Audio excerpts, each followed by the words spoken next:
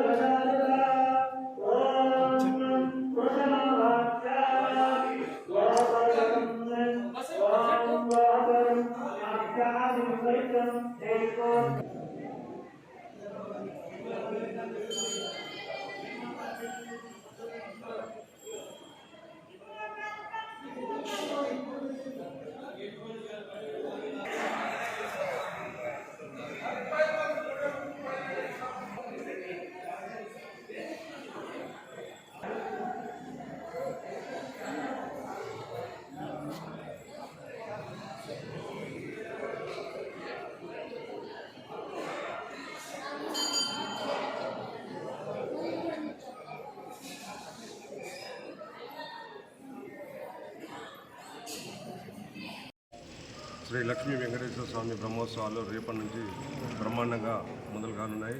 ఇందుకు గజ్వేల్లో గత 19 సంవత్సరాలుగా రోజుకు ఇక్కడ డెవలప్మెంట్ అనేది కనబడుతున్నది. భక్తుల సహాయ సహకారాలతోటి ఇక్కడ కలియుగ వెంకటేశ్వర స్వామి మన గజ్వేల్లో ప్రతిష్ఠించడం నిజంగా ఇందులో ముఖ్య పాత్ర వహించినటువంటి మన ఈ యొక్క ప్రధాన ఆచార్యులు శ్రీనివాస్ గారికి ప్రత్యేకంగా ధన్యవాదాలు తెలియజేస్తున్నాము. ఎందుకంటే ఈ యొక్క గతంలో ఈ గుడి ఇక్కడ ఉండాలని ఆయన చేసిన కృషి మా గజ్వేల్ వాసులందరికీ కూడా తెలుసు.